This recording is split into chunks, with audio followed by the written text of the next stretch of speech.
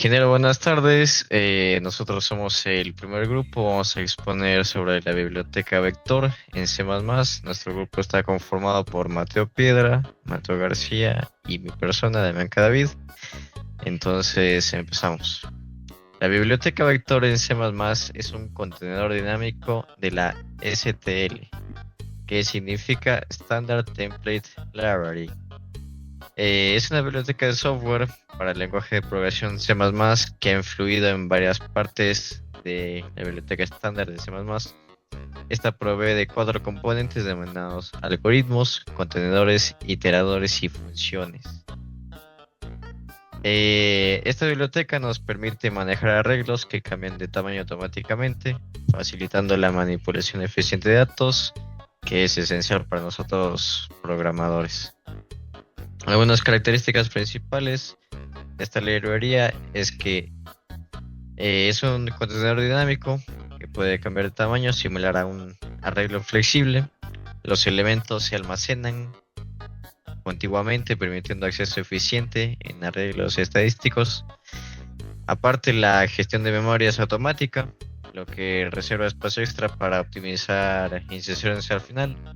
Y también es eficiente para su acceso y operaciones al final, pero menos para inserciones en medio. La compatibilidad de STL es que funciona con algoritmos estándar como sort y find. Aparte que tenemos un acceso aleatorio que nos permite acceder a cualquier elemento directamente con corchetes o con .at, que ya le explicaré a mi compañero a continuación.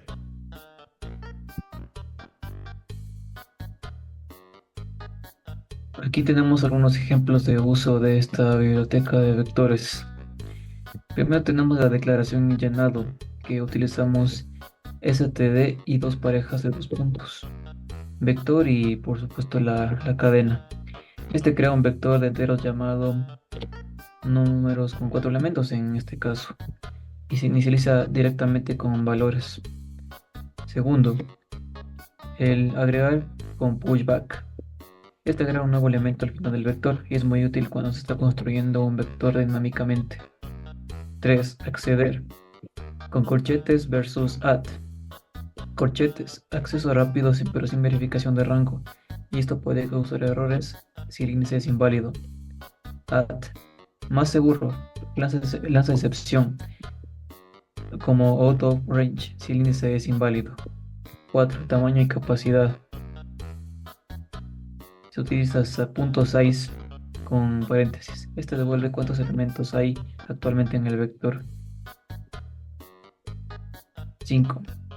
Eliminar elementos con popback y erase. Popback, este elimina el último elemento del vector, y erase elimina el elemento de la posición indicada. 6. Insertar elementos con insert. Insert en la segunda posición del vector y este desplaza los elementos hacia la derecha. 7. Vaciar el vector con la función clear. Este básicamente elimina todos los elementos del vector y este mismo queda vacío. 8. Empty. Este devuelve true si el vector no tiene elementos. 9. Iterador con iterador. Usa iteradores para recorrer el vector desde el primero hasta el último elemento. Y también se puede utilizar auto para simplificar. 10. Copiar los vectores. Esta crea una copia exacta del otro vector, el original. El contenido es duplicado pero son diferentes. Quiere decir que modificar uno no afecta al otro. Aquí tenemos otras funciones útiles, que es resize on.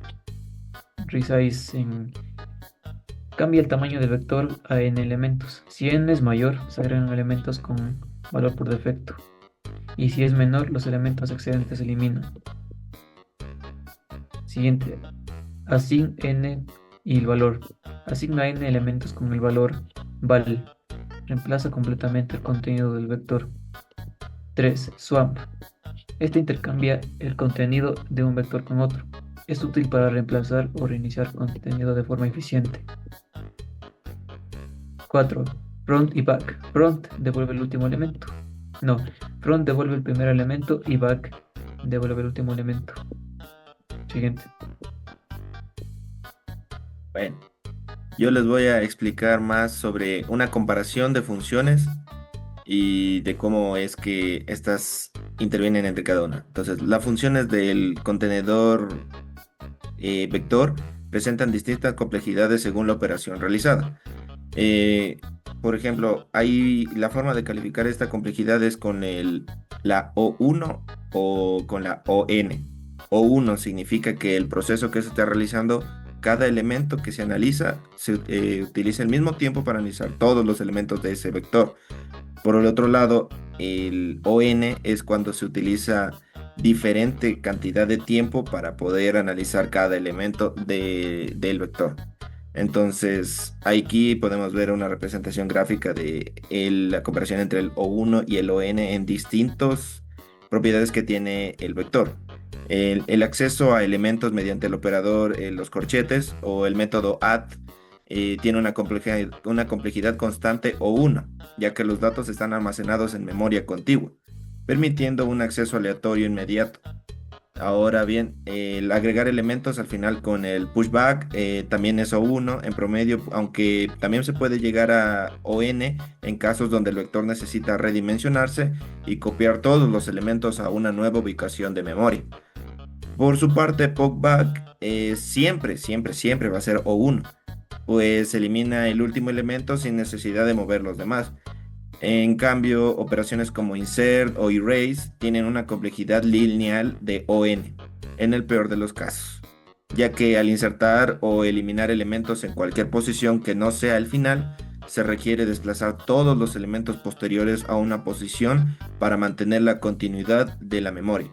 Por lo tanto, aunque vector es muy eficiente en operaciones, al final no lo es tanto para manipulaciones frecuentes en posiciones intermedias o iniciales.